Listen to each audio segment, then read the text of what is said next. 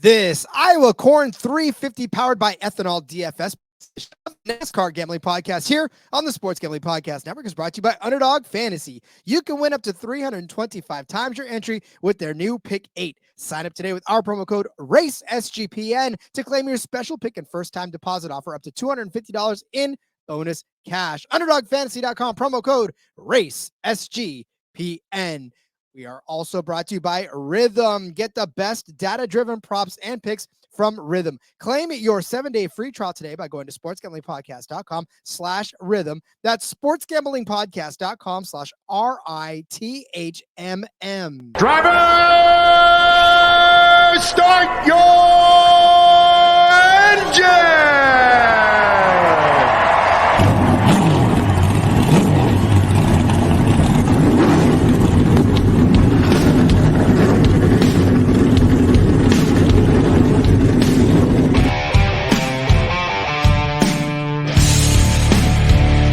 Strap in and pull those belts up tight as the Sports Gambling Podcast Network presents the NASCAR Gambling Podcast. I'll wreck my mom to win a championship. I'll wreck your mom to win a championship.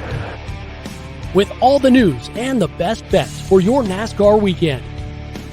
It refrains me from not beating the out of you right now because you ask me stupid questions. But since I'm on probation, I suppose that's improper to say as well. If you could talk about racing things, we could talk about racing things. Now, here are your hosts, Rod Villagomez and Cody Zeeb.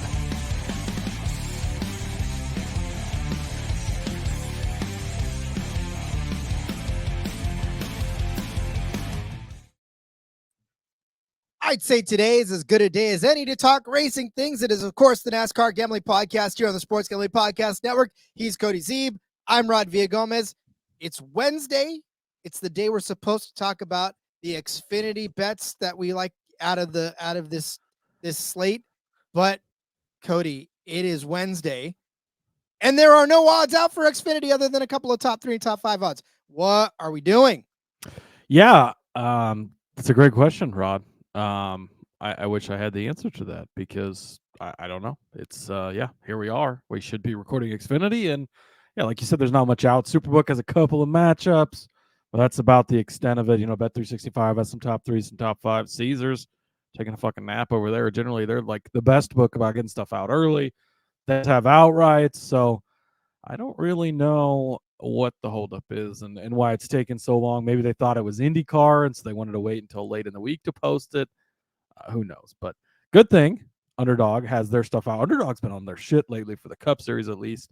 They've been getting it out nice and early in the week. Usually it's available by Tuesday afternoon. So we do have that out. Of course, DFS salaries always come out on Wednesdays as well. So at least we can get this show in the books and talk a little NASCAR fantasy, Rob.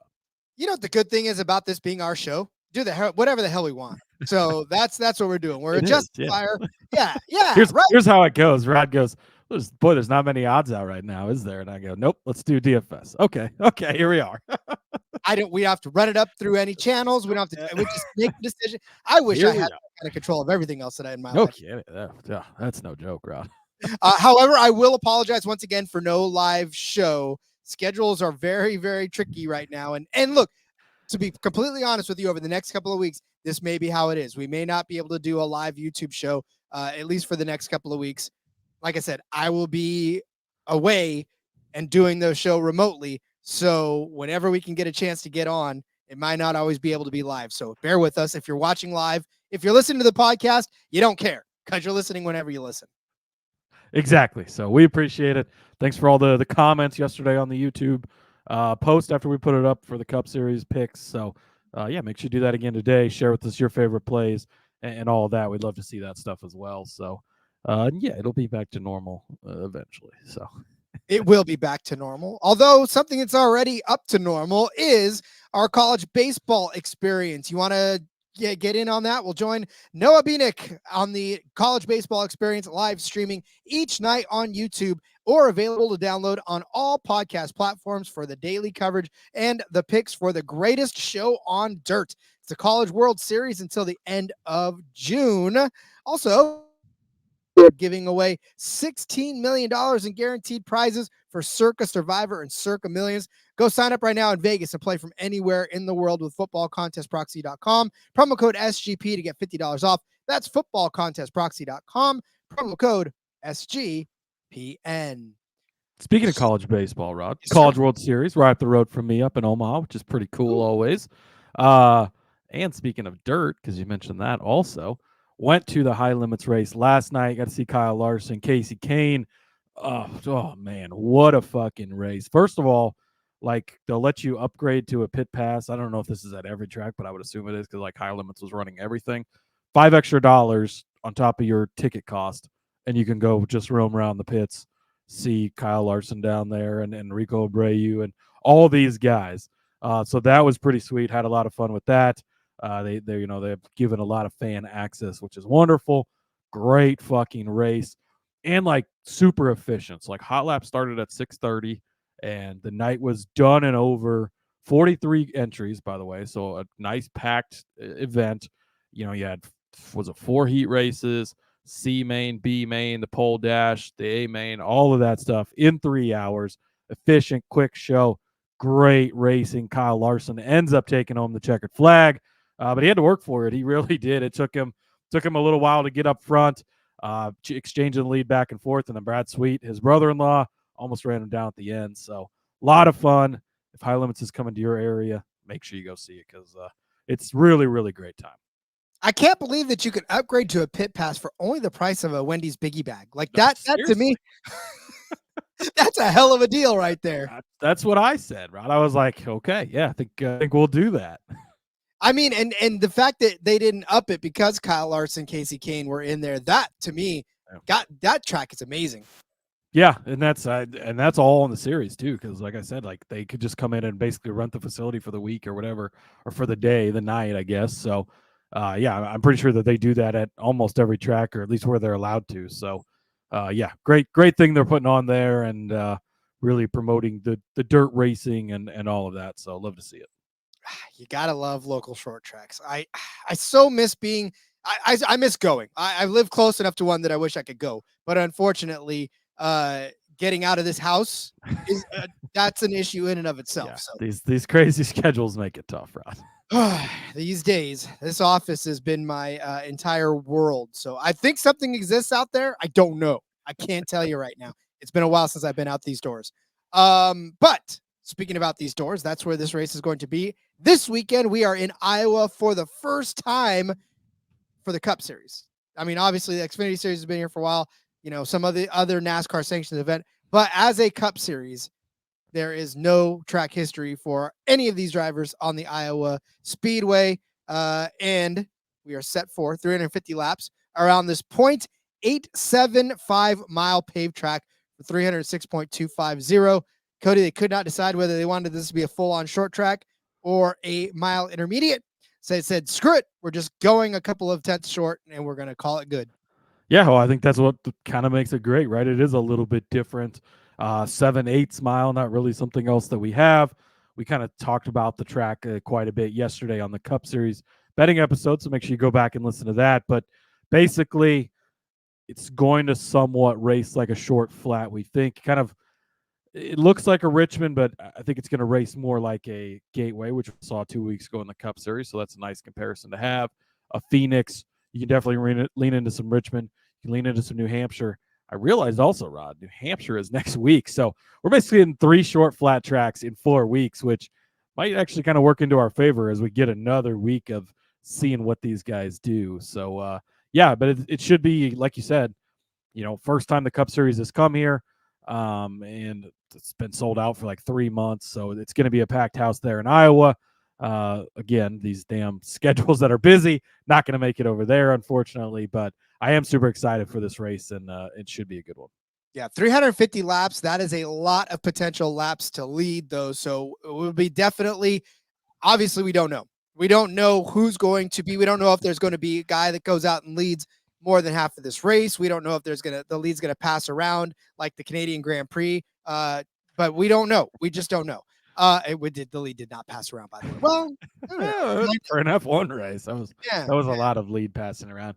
Yeah, and I think it will be interesting, and I think the Gateway is kind of a good, again, reference point because we had a decent amount of different leaders and things kind of getting shook up front. It's going to be a lot about track position. I think you're going to hear that as being key throughout the week. And it's this repave, we don't exactly know what to expect. The fact that we haven't been here, we don't exactly know what to expect, which makes it even more fun.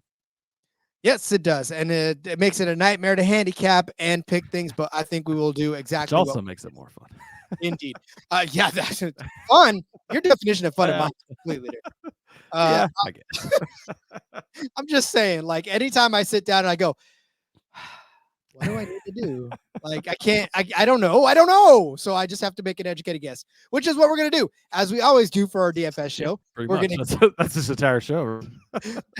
433 episodes. I finally figured out. 433 episodes of educated guesses. That's the show wrapped up in a summary for you. You know what? Screw that. I'm for the show description, I'm just going to erase what we have and every episode, 434. Educated guesses. I like it. All right. So we are going to give you our high-priced, mid-priced, and low-priced drivers when it comes to the DFS side. And then we also have got underdog fantasy picks to close out the show at the end as well. So, Cody, where's our high-priced driver beginning? Yes. Well, we're going to kick it off. I wanted to make sure that we talked about this guy. So just to kind of set it up for you, Kyle Larson's the highest priced guy, 11,000. Then it's you got Denny Hamlin at 10.3, William Byron at 10,000, Ryan Blaney at 9.8, Truex at 9.5, Joe Logano at 9.3. But up there between Larson and Hamlin at 10,800 is the favorite to win the race, Christopher Bell. Talked a lot about Kyle Larson yesterday. I think he's going to be a great DFS play as well. But I wanted to pivot. I wanted to make sure we talked about Christopher Bell because we didn't really get the chance to talk about him last week or yesterday, rather, on the betting episode, just because he is a favorite. There wasn't a lot of good ways to get in on him. He's pretty juiced on all the matchups. His top 5, top 3 numbers aren't great, and he's pretty short to win the race, in all honesty. So made it a little bit tougher. But Christopher Bell, and the reason that he's a big favorite, Rod, really fucking good on short, flat tracks. Now, made the case yesterday for Kyle Larson. He was the Chevrolet driver who got to test here. He had all those extra laps. We saw how that worked out for Joey Logano at North Wilkesboro. We saw that worked out for Truex, Buescher, and Chastain last week at Sonoma, where they had gotten to test there. And Christopher Bell was the Toyota guy that got to test for Toyota.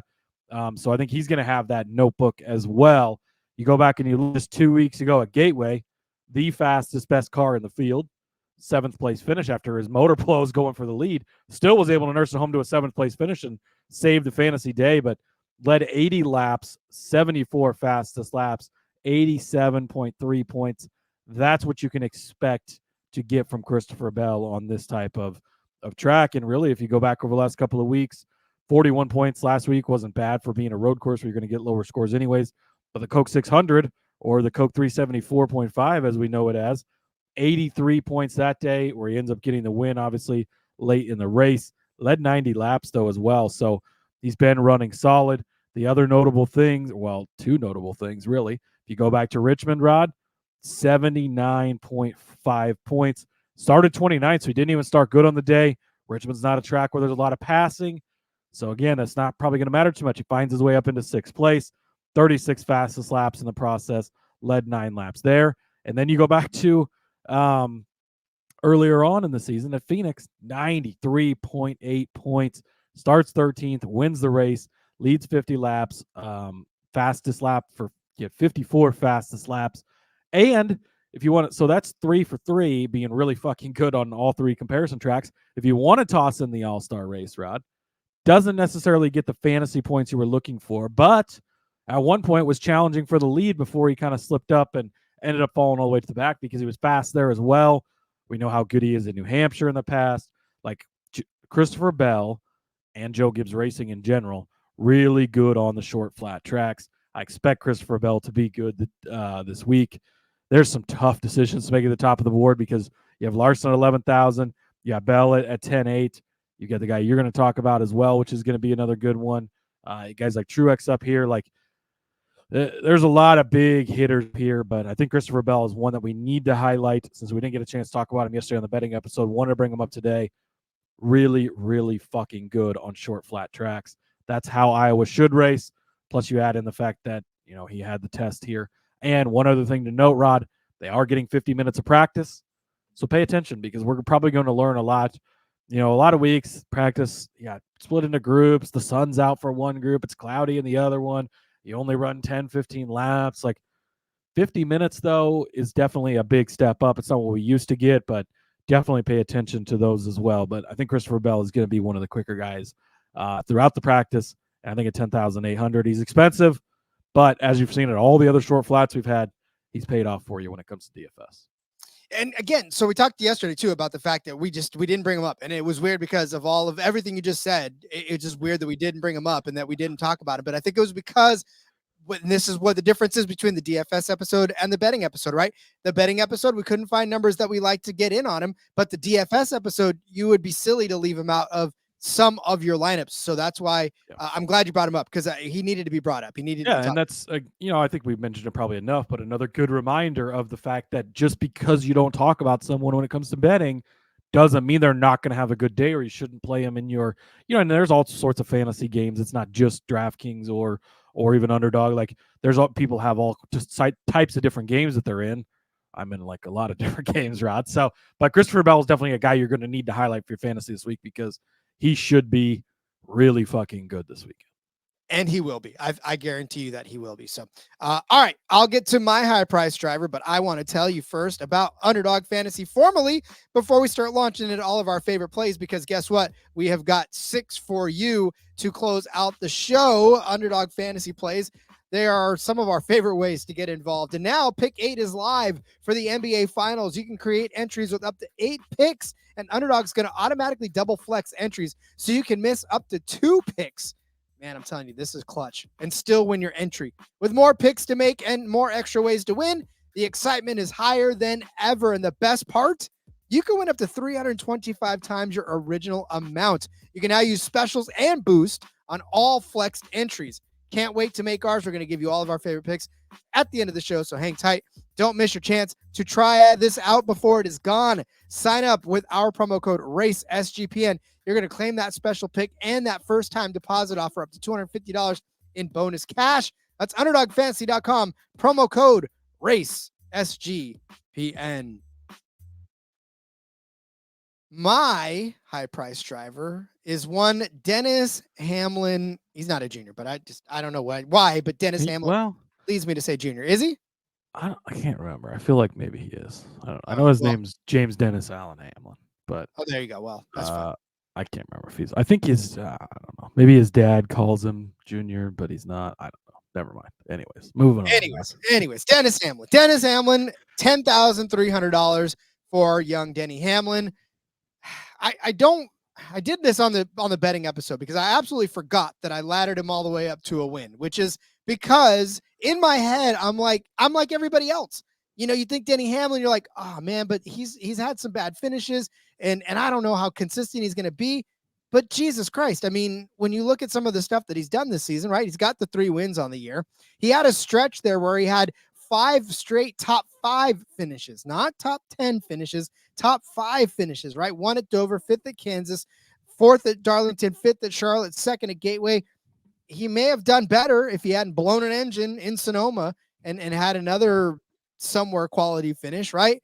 But, he won at Bristol, won at Richmond. I don't know what more Denny Hamlin needs to do to earn my respect, because it seems like when you win 3 races in a season where the top dogs have won 3 races, then you should get some level of respect. But because he's Denny Hamlin, you tend to focus on the negatives. You tend to focus on the 23rds in Atlanta, the 30th at Texas, the 37th at Talladega, the 38th last week at Sonoma. You focus on those rather than the good things that he's done.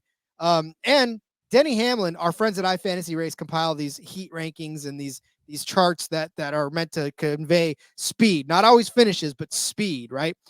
Denny Hamlin's name, it's right underneath Christopher Bell's in shorter, flatter track speeds this year, right? It's Christopher Bell. It's Denny Hamlin in second place in that one. You look at the total speed rankings at conventional tracks heading into Iowa, Denny Hamlin's name is right in front of Kyle Larson's for first place. You look at the next gen shorter, flatter tracks, Denny Hamlin's in 5th place. Again, this is not the betting episode. He doesn't need to win. He just needs to get you a nice, solid finish, which, by the way, this season in DFS, he's done. He's done consistently. He is the second highest fantasy points per race total in the entire field, 48.4 that he's averaging for you on a week-to-week basis. Did he get it done last week? No. That's a road course, though. Blew an engine. Couldn't even finish a couple of laps before he got into it. That's not on him. At least I don't think it's on him. I don't know. I don't know how a blown engine can be on the driver, but maybe he, revved up too much. Maybe I don't know. Whatever it was. Didn't happen. The week before that, though, 51, 49, 72, 45, 76, 111. I'm just saying, it's very difficult to not want to play Denny Hamlin in this because, again, I know that a lot of people start focusing on the negative finishes for Denny Hamlin. They get frustrated. And he's a perfect villain because he doesn't care what you think. But in this instance, just like Cody said, you're going to have some tough decisions to make at the top. I think you have to roll Denny Hamlin out because the potential for him to come out and to lead laps, because Denny Hamlin leads laps, right? That's one thing he does. He's led 607 laps this season. He's led a lap in just about every single race this season, except for the last three. I think. Yeah. Is it the last three? Because I was going to say, I know he had a streak going for a while, and I thought maybe last week was when it was broken. But it was the last three races that he hasn't led. He led one lap at Darlington and then none for the last three. But he led a lap in every single race, which tells you he's going to be at the front. So you need to have him in DFS just in case he qualifies well, stays up front, and just does not let go. Yeah, no arguments from me here at all. I mean, Denny Hamlin is Denny Hamlin. Not only is he one of the best drivers in the series, one of the most consistent. He's always going to be up front. Oh, by the way, Toyota Joe Gibbs Racing, really good on this type of track. And I would expect that from Hamlin again this week, Rob. Me too, in fact. So give me Denny Hamlin. All right, Cody, who is your mid-tier driver? Yeah, gonna dive down a little farther into the mid-tier guys. I wanted to highlight Austin Cindric. Again, another guy that we didn't really get to talk about yesterday just because he's actually getting a little bit of respect from the books this week. And I really wanted to find a way to get in on him, but I just couldn't quite do it. I know the name sounds a little bit like gross because it can be for sure, right? But Austin Cindric actually is having a pretty good run here as of late, Rod. You look at his last four races, even last week at Sonoma, 26.9 points, not bad. You go to the Coke 600, 20 points there. You go to Darlington, 28 points. Kansas, he had a rough day for you, but Dover, even 24.5 points. He's got that ability. But then, Rod, you go to 2 weeks ago at Gateway, 66.5 points. He started in second place.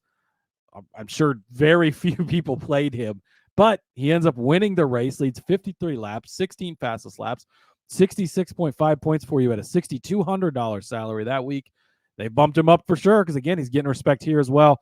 $7,500 for Austin Cindric. But if we're going to go off the fact of, and I look back through his short flat tracks and, he's pretty good. He's not great at them, right, by any means. But 23rd place at Richmond, that's not bad, again, for this price range. Phoenix, he only completed 6 laps, so hard to look at things there. But go back to last season, he had a 9th place at Martinsville. Not a super comparable track, but 13th again at Gateway. But if you're going to think that, current form right now, 2 weeks ago, we were at a very similar style of racing track, a little bit bigger, obviously, a 1.25 mile. This is 7/8 miles, so this one's going to be shorter. But I think there's a lot of comparisons you can draw from Gateway. He's coming off of winning that race. Now the pressure's off, Rod. They're locked into the playoffs, right? But are they, Cody? Are they locked in? Technically, no, they're not, Rod. But he's pretty much in the playoffs, right? Barring some crazy winners ripping things off here at the end, like Austin Cindric winning a race. But things are a lot more comfortable, right? So they can relax a little bit. They can just go out and run their race. And I think that's what you're going to get from Austin Cindric this week. He didn't just, he sort of did back into that win, but not because, crazy chaos at the end. Yeah, Bell blows up. Blaney runs out of gas, but he was in 3rd place. He was going to get a nice, strong, solid finish on the day. He can do that again this weekend at Iowa. Maybe he won't qualify quite as good. Would be a little bit nicer so he can get you some place differential if he can move forward. But he's got that high upside of 66 points like I got a couple of weeks ago at Gateway. I don't think a lot of people are going to be on him this week. because it's Austin Cindric, and unless you're getting a big, I mean, I know that's why in the betting episode we didn't talk about him, because unless you're getting a big number, you don't really feel comfortable betting it. But I feel like here in fantasy at only 7,500, when you're going to need to save money to play some of these guys at the top of the board, save a little bit here in the mid-tier category, and get Austin Cindric at 7,500. A big majority of betting and DFS is knowing when to hop on a train when it's hot and jump off when it's starting to go off the tracks. And here's the thing about it too. A lot of these sharps, a lot of these folks that are out there that are trying to sell you advice, and they tell you, oh, you can't, you're late on the train. You're never late. If you're winning money, if you're actually cashing in contests, if you're winning, you're never late. Like, I don't want to hear this, oh, you were a week late on him. No, because I still won money. So is it really late? I mean, yeah, we were early on Cindric. I called him top 10. You did. But I'm just saying, like, there's a lot of people out there that always try to, shame you into thinking that you can't go into a direction because the guy is hot right now. If the guy's hot right now, that's exactly the time you want to jump on him. Why be mad at yourself for missing last week and not taking advantage of this week? So I love the Austin Cindric take. I know you were on him last week, but it's still good to continue to reinforce that. And we'll hop off once Austin Cindric and his bow tie cool off. That's fine. We will hop off again. But in the meantime, you're right, Austin Cindric, right? Did you print up a picture of Austin Cindric? No picture. I was just flipping through my notes, Rod. No, you need Austin Cindric pictures. If you do one, I want one with a gigantic bow tie on. It's got to be the bow tie. I mean, what else? What other picture would you? It'd be weird to have a picture of Austin Cindric not in a bow tie. There's no other way. That's true. Yes. So I might have to. Maybe I'll just get like a big framed one and like put it on the wall right back here. Ooh. If he wins you a lot of money this week, just in the bow tie. Okay. Yeah. If he wins me a lot of money and just Austin Cindric, like just his face and the bow tie.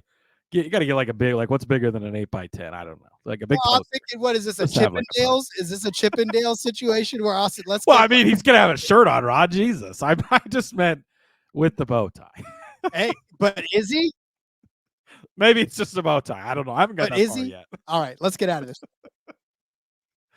I don't want to have to. I don't have to explain to my grandma what Chippendales is. So let's get out of this and tell you about Rhythm. If you're looking to bet on NBA player props, then you need to download Rhythm. You got to have Rhythm. Rhythm gives you a menu of the best player props to every single NBA playoff game, making it easy to go through and find the best props to put your money on in seconds. Rhythm's predictions are backed by over 3 years of data and a team of data scientists and quants, Chippendales dancers, and all that stuff that focus on fine-tuning our algorithm to give you the best shot at winning. Rhythm pairs its predictions with player prop graphs to help you feel even more confident in your picks, which you can make wherever you normally place your DFS or your bets. From superstars to bench players, Rhythm finds the best player prop lines, all backed by AI data without you needing to endlessly scroll a sportsbook. Rhythm also allows you to create your own custom NBA models so you can get AI-backed money line spread and total picks for every playoff game. Claim your 7-day free trial today by going to sportsgamblingpodcast.com/rhythm. That's sportsgamblingpodcast.com/RITHMM. If you are looking for the cheapest tickets to that Chippendale concert, it's concert? See, I don't even know what it is. If you're looking to buy those tickets for your event at the lowest price because you're so tired of buying from anywhere else, guess what? Game Time is the perfect alternative, because not only are you going to find the lowest prices for the tickets that you're looking for, but they're also going to be that same low price or maybe just a little tick higher the closer you get to the event. If you're buying it last minute, you're still going to find the lowest prices guaranteed. That Game Time guarantee exists too. When you buy them, you're going to buy the tickets on time. They're going to get there and they're going to be authentic. Again, you get the lowest fees, you got the better prices. It's all made for your phone. I could sit here and tell you about it for the next 45 minutes, but I won't do that because I want you to go experience Game Time for yourself. See the fact that they send you a picture of the seat. I mean, you're not going to get a picture of the Chippendales dancer in front of you, but at least you're going to get a picture of the seat and the view from where you're going to see it. You'll get flash deals. You'll get last minute deals. You'll get zone deals where you pick a zone, they pick the seat, and you save because of that. All in pricing. It's all up front. There's no surprises when you go to check out. The list goes on and on and on. Take the S-work out of buying tickets with Game Time. Download the Game Time app today. Create an account. Use code CFBX. You're going to get $20 off of your first purchase. Terms apply. Again, create that account. Redeem code CFBX for $20 off. Download Game Time today. Last minute tickets, lowest price guaranteed. I think I'm banned. I love how you worked the worst parts of the show into that entire ad read, Rod. Congratulations. You like that? That's fine. That's fine. They're going to thank me later because people are going to be flocking to it and going, where can I find that? And then they won't be on there, but that's okay. That's their deal. That's not mine. They will. Yes. They By the way, too, Game Time, super easy to use. I just the first time I've used it was earlier this week. Going to the Yankees-Royals game tomorrow in Kansas City, Rod. Super easy, quick, painless. So definitely that's they're the new go-to for sure to get tickets to the games. Love it. Love it. You know what else I love? Tyler Reddick as my mid-tier driver. $8,800 for one Tyler Reddick. Another guy that you go, yeah, he's talented. And then you tend to just focus on the fact that he's got a 12.9 average finish this season. But what you forget is that he finished second at Las Vegas, 10th at Phoenix, 5th in Austin, 7th at Martinsville, 4th in Texas. He won at Talladega, but that's, of course, Super Speedway. However, what I'll focus on is the fact that over the course of 3 different disciplines, the tracks that he's been on, he's had 3 top 10 finishes, a 4th place, and an 8th place. But what I will also point you toward is his points per race. He is 5th overall in terms of fantasy points per race, 41.3 points per race. The thing about it is the consistency. So I know that there's sometimes where you look at that points per race and it's inflated because of a couple of gigantically big finishes, right? But not Tyler Reddick. Tyler Reddick doesn't matter if he's on a short track, a road course, a go-kart track, your high school track, doesn't matter what he's on. He's going to be able to run consistently. The last few points for Tyler Reddick in DFS, 45 points, 43 points, 49 points, 26 at the All-Star race, but that's the All-Star race, 55, 28, 32, okay, 67, 68, 52, 45. Stop me when I stop being consistent. That is Tyler Reddick in a nutshell. And again, all of these, of course, there's been mile and a halfs in there. There's been short tracks. There's been intermediate tracks. There's been short flat tracks. There's been, super speedways, all of that. It doesn't matter. Tyler Reddick has been a consistent driver all the way through. And more importantly, a consistent driver for you in DFS, which is exactly what you're looking for here. You're getting him at $8,800, which, again, when you look at the top of the list, like we were talking about, these 10,000s for Denny, these 10,000s for Kyle, these 10,000s for Bell. If you would like to take a step down and build a Tyler Reddick lineup, it would not surprise me if he does finish well at this and moves up some, and he's not oblivious to leading laps. He led 174 at Darlington, started for the pole, probably should have won that race, right? I think we talked about this earlier in the betting episode too. He had all the fixings of being able to win this race. Unfortunately, it didn't happen for him, but he had a hell of a DFS day in spite of that, right? 174 laps led. That's a lot of laps led points. So 36 in Sonoma, or 35 in Sonoma even last week. So that's crazy. That escaped my mind that he even led that many laps. I forgot that he led those laps. You know what I'm saying? Like, in all of the confusion of what happened there, Denny blowing up and like all kinds of stuff going wrong, I forgot Tyler Reddick led laps. So he could do it. And I think he's going to be a solid DFS play for you, especially at the price he's at. Yeah, you're getting the 2024 champion at $8,800, Rod. Sign me up. You're saving $900 off of his cost from what he was just 2 weeks ago in Gateway, where he had a solid day, was running up in the top 5, 10 all day long.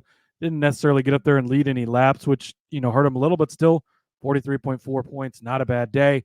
If he gets the track positioning and gets out front, he's able and capable of leading laps. So at 8,800, I think this is a great play.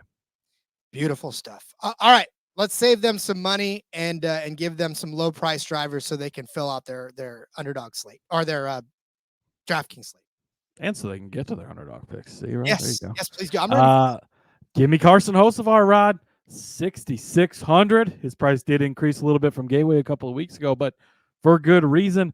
48.5 points at Gateway 2 weeks ago. Starts in 20th, finishes in 8th place, even gets the fastest lap recorded in there. Go back to Phoenix at the beginning of the season, 24.8 points. He actually started 10th there, finished in 15th, 4 fastest laps throughout the day. Carson Hocevar has been on fire this season, Rod. He's having a great season. he well, boy, I lost. See, this is my notes, Rod. I don't know what's going on. I You lost all spilled my coffee notes on again. him. That's Spilled. fine. This is why I should keep notes. See, this is where I go back and forth between should they be on the computer or should they be on the paper. But I found my notes, Rod. Eighth at Gateway is the first highlighted thing on the notes because hell of a run on a short flat track. 15th place at Phoenix, like I just mentioned as well. That's, two very solid runs on these races. What did he do at Richmond? I didn't write that one down, so probably not as good.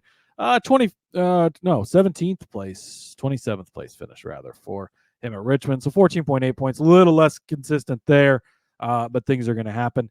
7 top 15 finishes this season for Carson Hocevar across all disciplines of racing. That's the big thing. He's cheap at only $6,600. You're going to need to save some money to play the Larsons, the Bells, the Hamlins, the Truexes, all these guys at the top of the board.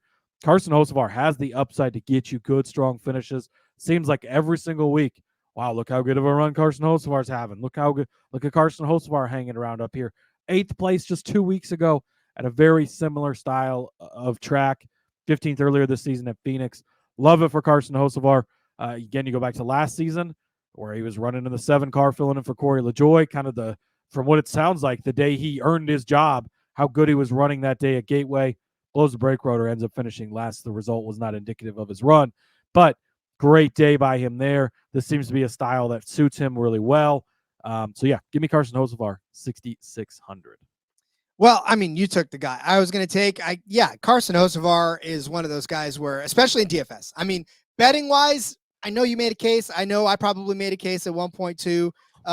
You're getting a good number betting wise, but like he's still 9-1 for a top 10 finish when he just did it 2 weeks ago. And I fully support that. Like I said, but again, I don't know. Maybe I'm becoming more pessimistic as I get older, and by that I mean like every day that I get older. All I need now is my rocking chair so I can shake my fist at the sky. That's all I want. But yeah, I love him in DFS. I absolutely love him in DFS. So, all right, I'm going all the way down. Then I'm going down to the very, very bottom that you can go and actually feel decent about because he's the last guy on the list. Number whatever 30 something on your list, but number 1 on your RIP to David Starr because they pulled out of the race. This is true. That is not David Starr is not. He's the only one. Star in name only. Yes. But yeah. So I'm going to go Kaz Gralla. I'm going to take that 15 car. I'm going to take it because at $5,100, if he starts 36th and finish 36th, you're at least going to get yourself some points, right? And all he could do is improve from there. But he is averaging 24.3 fantasy points per race, which is almost 5 times what you're paying for him. Would you like more from a $5,100 guy? Yeah, but if you got more from him every week, he wouldn't be $5,100 anymore, would he? He'd be up there in price. So if you can, right, you can't get good value if you don't have good value. So, but for Kaz Gralla, look, this season in limited action, right? He's had 13 starts. He's started 30. Here's what I love about it. I'm encouraged by this. He started 32nd. His average started 32nd. His average finish is 26. That's movement up, right? That's at least 8 places, 8 differential places. It's not barn burning. It's not something that's gonna break your tournament like a guy that can win from 32nd, but it's something that you can use to fit, like what Cody was saying, these Denny's, these Larsons, and then double it up with a guy like Reddick or like Cindric, right? These mid-tier guys that you could double up with and build a nice steady thing. And that last one is a wild card. He could again start 36th, finish 38th, even though there's only 36 cars. He could find a way to let 2 cars pass him. David Starr is going to pass him, and he's going to end up finishing 37th. But it doesn't matter because you're not losing very many points out of that, right? And if he gains you 8 spots, all the more better. In fact, you look at what he did in Sonoma last week. Started 36th, finished 23rd. That got you 32 points on a $5,100 salary. That's 6 times. That is insane value for a guy like that. 40 points at the All-Star race, 41 at the Goodyear over there in Darlington, where he started 34th, finished 18th, right? That's what I'm looking for out of Kaz Gralla. Do I think I'll get it? I don't know, but I'd sure love to try. Yeah, you certainly could. And I think it's good to highlight too, especially when you go all the way to the bottom of the barrel. Some weeks and some drivers, if David Starr was in this race, you don't touch him. You can't play him. That car's not good enough. He's going to be the last. He's going to be the Logan Sargent, Rod, the last car that's still running the race, that finishes on the track, right? If Cody Ware's in this 51 or 15 car, rather, you're not going to play him. But Kaz Grala is a guy you can play. He's gotten you good results. He's got a little bit of upside, and at only 5,100, if you're trying to squeeze in Larson and Bell and Hamlin, that might be pushing it. But Larson and Bell and Truex, or Hamlin and Bell and Truex, or whatever build you're trying to go for, you're going to need to save some money. You can save it with Grala, but you're not just giving it away like if you were playing a David Starr. So I think he's a good guy to highlight because he's had some pretty good races here, throughout the course of the season. And Grala's not a bad driver. And this RFK equipment, again, go to the betting episode. Justin Haley top 10, which he just did 2 weeks ago at Gateway. Again, to that point, this RFK equipment is improving. Ford is improving in general.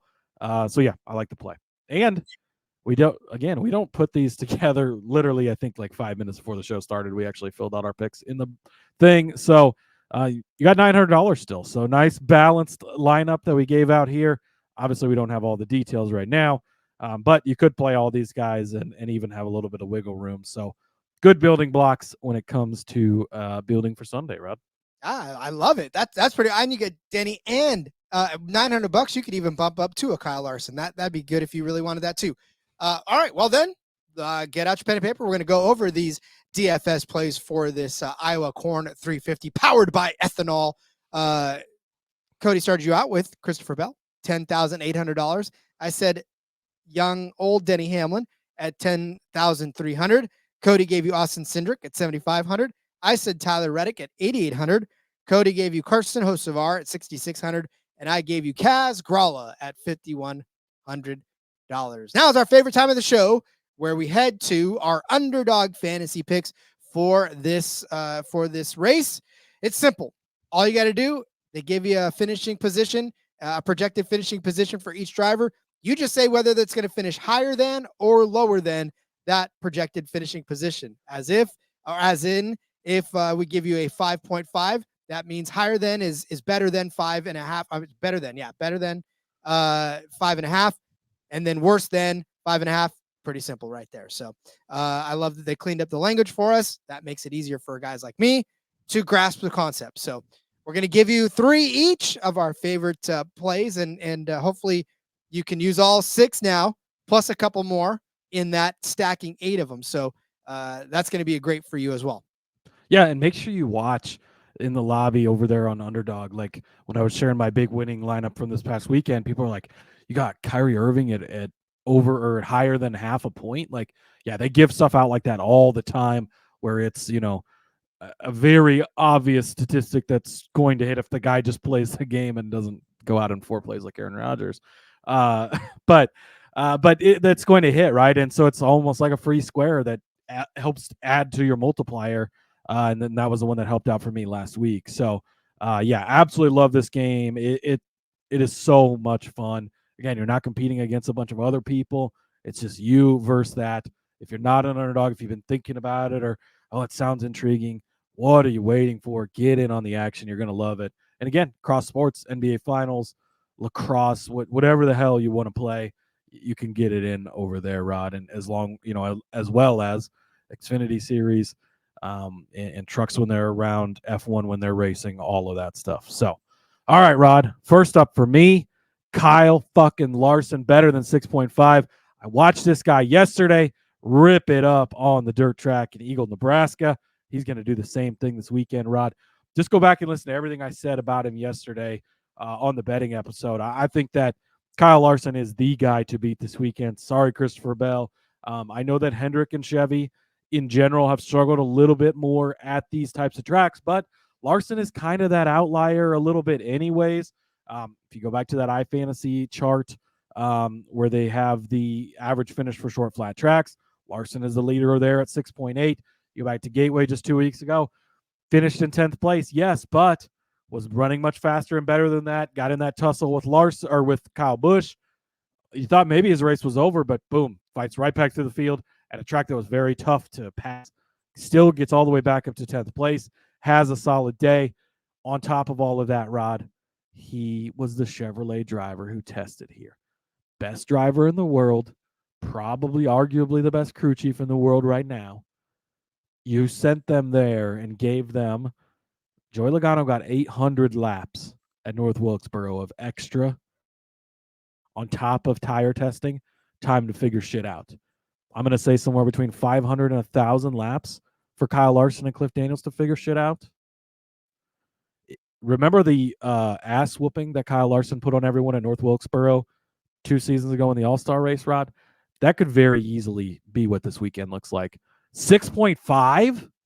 6.5? Are you kidding me? He doesn't even have to put on an ass whooping, but he probably will. Give me the Kyle Larson better than.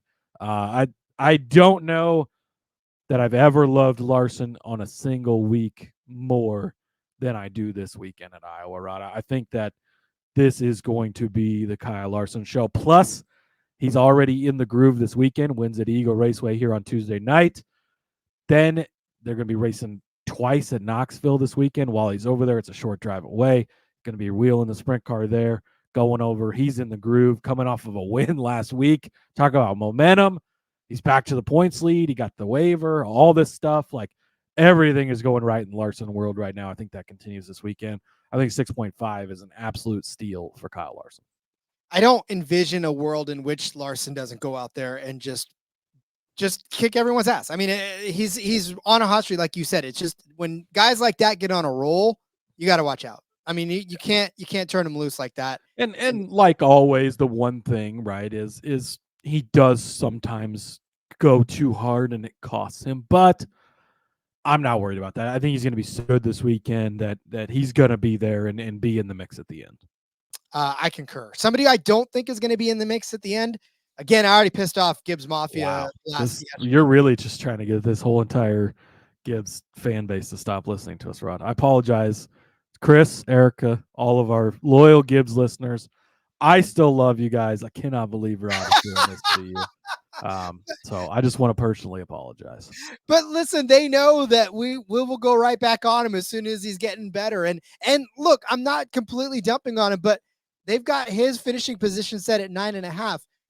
I said it yesterday. I don't think that Ty Gibbs is going to have a top 10 finish. It's not that he can't. It's not that he's not physically capable of finishing in the top 10. He did it at Charlotte, right? He started on the pole. He finished 6th. He did it at Darlington. He finished 2nd. But it hasn't been consistent. Like, those are 2 good finishes. But before that, 16th at Richmond, 19th at Martinsville, 13th at Texas, right? Even Talladega, he got 22nd. He did get a 10th at Dover, but that's not 9th, right? You need 9th to cash or to hit this number. 32nd at Kansas, 11th at Gateway, 37th at Sonoma. That doesn't have any bearing over what's going to happen this week, but the 11th at Gateway sure is concerning, right? Yeah, that's only 2 spots outside of the top 9, but it's not a top 9. He started out the season great. 10th place in Atlanta, 5th at Vegas, 3rd at Phoenix, 9th at Bristol, 3rd at Austin. But I mean, the sophomore slump kind of took a pillowcase and thumped him over the head with it. And bars of soap in there. That's just what happened to Ty Gibbs. And it feels like lately he hasn't been able to find his bearings. Something's happened, whether that was last week when he had gotten out of the race, or a couple weeks before that where he got kind of mixed up in it and then had to fight his way back. Like, Ty Gibbs has been in the wrong place at the wrong time. Some of that's been his fault. Some of that's been his crew's fault. Some of it has been his pit stops. Whatever it is, Ty Gibbs has not been able to find the foothold that he had earlier this season. Can he come out and do it? Like I said, yes. We know he's a talented driver. We know he's going to get this figured out again soon. It just hasn't happened. And I don't know that it's going to happen on a brand new track, one that he's never been on before. Well, I know that a lot of people haven't been on this track before as well, but that kind of might be the great multiplier. But the reps that these Cup guys have had on tracks similar to this versus Ty Gibbs in a Cup car, right? I'm not saying that he hasn't had reps around tracks like this. Obviously he has, but in a Cup car, he lacks that skill. So another thing for him to learn. He'll figure it out someday, maybe not today. So give me Ty Gibbs worse than 9.5. Yeah, I looked at this one, Rod, because I was intrigued by the 9.5 number. Gibbs, the team, should be good here this weekend.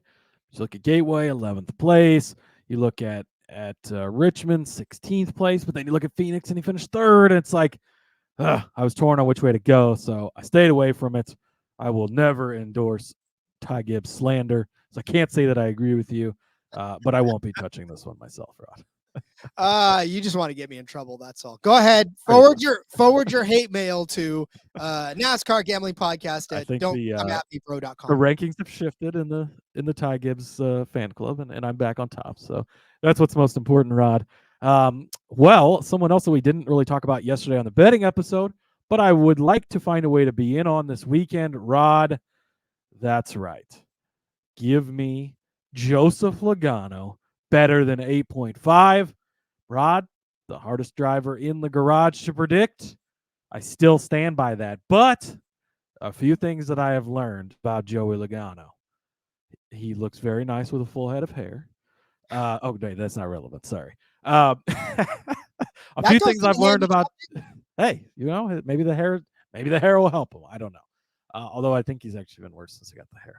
Anyways, not worried about his hair. Anyways, look, a few things that I have learned about Joey Logano, Rod. When we go somewhere new, he adapts better than arguably anyone in the garage, right? It's very quick with Joey Logano.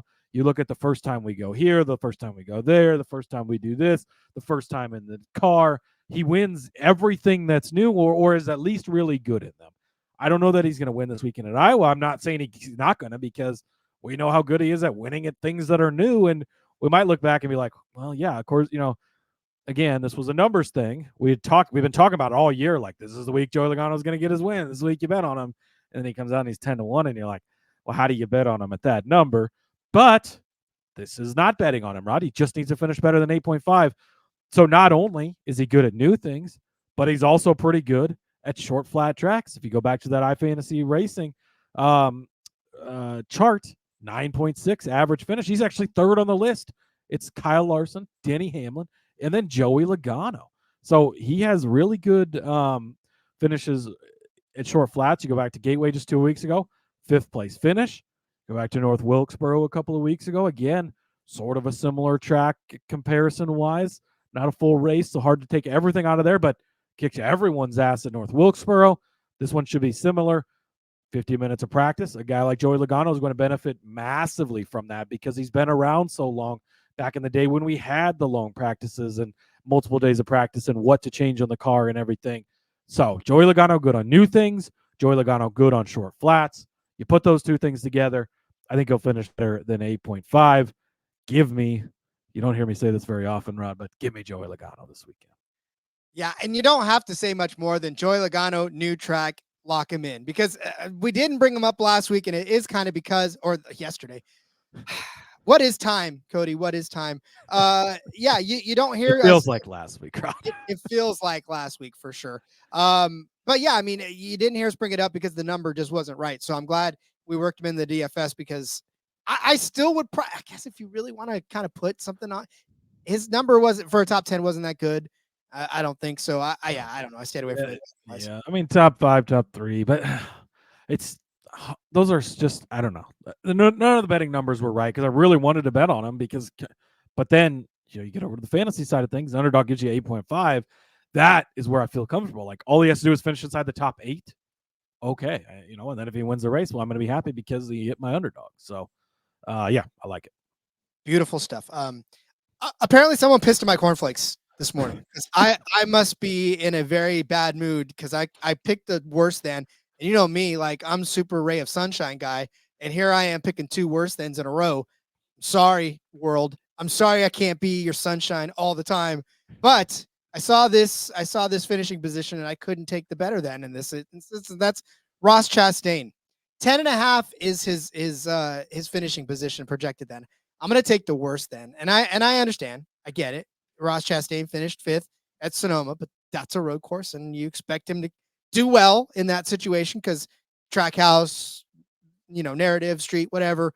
But the week before that in Gateway, a 12th place finish. He did have an 8th place at Charlotte, but That's the mile and a half. That's Charlotte. That race is a hell of a lot different. 11th place at Darlington, 19th place at Kansas, 12th place at Dover, 32nd at Texas, 14th at Martinsville, 15th at Richmond.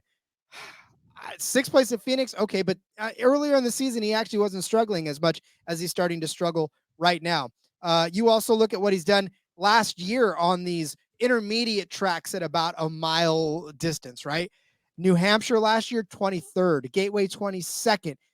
He was runner-up at Dover, which is fine, but 24th at Phoenix. Like 2023 was hell for him at these mile tracks. There was nothing good about it. So I don't know what it is. I mean, we love the bravado. We love the mojo. We love Ross Chastain's watermelon acumen. We love everything about him, right? His smile, his charisma.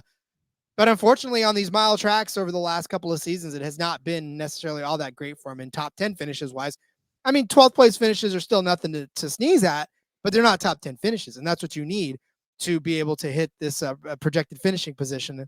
I just don't see, I mean, when we talk about the Hamlins, when we talk about the Logano's, when we talk about the Larsons, when we talk about the Reddicks, I mean, I'm naming off 4 or 5 guys, Keselowski's, Truex, right? All of these guys that should be inside the top 10. I just don't envision Ross Chastain being one of those guys, because even if he does run inside the top 10 for some of this race, I don't think it's going to carry through for the rest of it. So, like I said, I'm just negative Nancy today, and that's fine. So give me Ross Chastain worse than 10.5, and I'll go shake my fist at the sky. Negative Rod can be fun, Rod, for sure. I looked at this one. I went back and forth. I do lean the worst than side. Phoenix is what scares me. 6th there in the spring, 1 there in the fall in the championship race, even though he wasn't in the championship anymore. But last couple of weeks ago, 12th at Gateway, so he was somewhat close. But but that was taking out guys like Ryan Blaney obviously finishes behind him, running out of fuel. Bell still finished ahead of him, but Kyle Busch finished behind him after getting caught up with Larson earlier on in the day. Richmond, he was in 15th, so not good there either. I do like the worst then. I think that things have not been going well in the Trackhouse camp here as of late. Are we starting to see Chastain again? There's some debate about whether he's kind of reverting back to that with the Kyle Busch deal last week and everything. So yeah, I don't mind going on the worst then. If I had to pick a side, it would be the worst then on Chastain for sure. Beautiful. All right, Cody, pick me up, love. Pick me up. Well, Rod, I'm going to stay bright and sunny over here. Go with another better than, and that is Mr. Brad Keselowski. 9.5. They've got Keselowski set at, going back to that average finish on short flats, 5th best on that list, 10.8. Again, that goes back through this season and all of 2023. 3rd place at Gateway just 2 weeks ago. 8th place at Richmond. 4th place at Phoenix. That is 3 for 3 for Keselowski here lately. He's also just been on fire, having really good runs. I got nothing else to say about that, Rod. 9.5. Honestly, I'm surprised that this number is so high. High, low. I don't. Again, this is why it's better or worse, which I appreciate. But it shouldn't be all the way at 9.5. It should be at like 6.5 or 7 or like.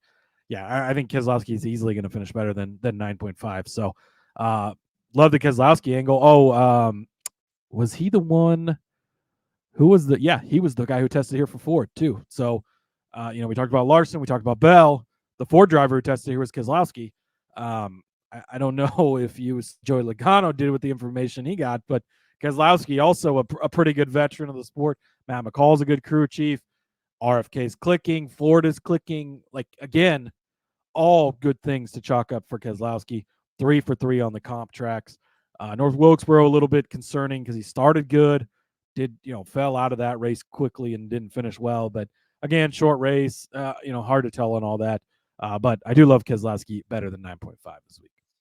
Yep, I love me some Bread K too, which is again why it makes it easier to pick a guy like Ross Chastain just outside of the top 10, because you start throwing that, then you figure Buescher's got to be right in his toe. So that's another spot in the top 10 that you got to kick out as well. And then the guy that I'm about to bring up is another top 10 that we didn't even talk about, and that's Ryan Blaney. Hey, guess what? I'm back on the better thans. Ryan Blaney's finishing position is set at 7.5. Give me the better than. And it's because Ryan Blaney is one of those guys where I don't know. Maybe it's just me. I'm sorry. Maybe it is just me. Maybe you don't sit there and think about the negative when you think about folks. Maybe you do think about the positive. I hope you do, because I used to be that way. And I want to get back there again. So self-help books, if you got them, kick them to me. But here's Ryan Blaney. Ryan Blaney is obviously the returning champion. He's fallen on some just overall performance, especially over the last few weeks. Had an issue at Darlington that kicked him out of the race, DVP, and then he crashed out of Charlotte. But he did have a third place at Gateway, which is kind of where the rally is beginning, because he finished inside of the top 10 at Sonoma, a hard-fought top 10. But early in the season, 7th at Dover, 5th at Martinsville, 5th at Phoenix, 3rd at Las Vegas. Some solid finishes there. And what's more encouraging, you go to the driveraverages.com website, right? You click at that, then you click on the driver averages at intermediate tracks. The very first name on that list is Ryan Blaney. Now, his average finish is 9.2 over 17 races. However, he's got 9 top 5s, 12 top 10s, and 14 top 20s. So you look back at some of those tracks. Gateway, 24th, we talked about that, but 7th at Dover, 5th at Phoenix, 2nd at Phoenix to close out last season. Obviously, that's the one that got him the championship. 22nd at New Hampshire, okay, but 6th at Gateway in 2023, 3rd at Dover, 2nd at Phoenix, 2nd at Phoenix. Another bad one in New Hampshire. Sometimes you just got to throw out those tracks that they're not good at to be not good at. But 4th at Gateway as well. Also done pretty well on short tracks. Martinsville finished 5th place earlier. He won at Martinsville in 2023. Sometimes you got to take those tracks that he's good at and put him in your argument. He's good at these types of tracks, and he's good in these intermediates. He's just a damn good driver. He's a champion for a reason. Should probably not be set at 7.5. I think he's probably going to be somewhere in the top 5 by the end of the day. So give me Ryan Blaney better than 7.5. Yeah, well, he should have won a Gateway 2 weeks ago, Rod. I mean, until coming to a lap to go, he was going to win the race. Obviously runs out of fuel, bad timing there. But at worst, should have finished second to Christopher Bell, maybe. So strong day for him there. Another guy we didn't really talk about on the betting episode. I did find a bet I liked on him, Rod, that I tossed into my article over on sportsgamblingpodcast.com. Some bonus bets over there. So if you want to see what that is, go check that out. While I'm talking about it, too, Underdog article out over there. Got some additional plays that we didn't talk about today also. But I do like Ryan Blaney. I think that he's going to be a strong contender, maybe even to win this weekend. Again, not really any great betting numbers on him for what you're getting. But when it comes to the DFS side of things, when it comes to the underdog side of things, I think that 7.5 on the better than is a good number for Blaney. I agree. That's why I picked it. So get out your pen and paper. Let's get over the underdog picks for this race. Cody started you off with Kyle Larson, better than 6.5. I said Tyrone Gibbs would be worse than 9.5. I'm sorry. Cody said Joey Logano, better than 8.5. I said Ross Chastain, worse than 10.5. I don't think I have to apologize for that one. Cody gave you Brad Keselowski, better than 9.5. And then I gave you Ryan Blaney, better than 7.5 for the Iowa Corn 350, powered by ethanol. Cody. Don't forget Nebraska Corn is better. Just wanted to throw that out there. As well, you should. It is your right as a Nebraskan to be able to put that out there. So, yeah. All right, Rod. That's DFS and Underdog. We will be back tomorrow with Xfinity Picks, which obviously is normally today's show. But again, it seems like as we're recording here, picks or odds are starting to populate more. So we should be good to go for tomorrow's show. Rod, in the meantime, follow me over on the Twitter X, I think is what people are calling it these days. We have to keep changing it, right? It was Twitter, then it was X, now it's Twitter X. Next, it's going to be called Elon's Musk or something. Who knows? But anyways, follow me on the Twitter X at Husker_Zeeb. Find all my stuff over there. I mentioned a couple of racing articles already out over on sportsgamblingpodcast.com. Also, Premier Lacrosse League picks are going to be out probably tomorrow, depending on when you're listening to this. That would be Thursday. I would expect for that to drop. Pretty good week over there last week. And, of course, Arena Football League. If you haven't checked that out, those games, by the way, available on YouTube. You can just go watch them at any point in time that you want to. Really fucking exciting. Rod and I have been doing a lot of work over there. So check out that stuff from me as well. And we'll see you tomorrow for Xfinity Series picks, Rod. You want a 140-point combined total game? You get it on the channel. Go to AFL. But in the meantime, follow me on Twitter, Twitter. I had to Google it, Cody, to see what you were talking about. But follow me on Twitter. I'll always call it Twitter. Forget it. I'm done calling it X. At RJ Villagomez. Elon's Musk. Follow me on Elon's Musk at RJ Villagomez. Link in the bot. Everything I got going on, as well as all the bots that continue to comment on everything we got. Nudes in profile. Just yeah. Jesus Christ, we're out of here. All right, we'll see you tomorrow. I'm gonna start commenting that on all your posts. Well, that's what the bots always. I don't know if you noticed, Rod, but that's what they always post. Nudes in profile. Like, okay, I'm ready for that. Let's go. Till the meantime. Sorry, Grandma. Let's go racing and let it ride.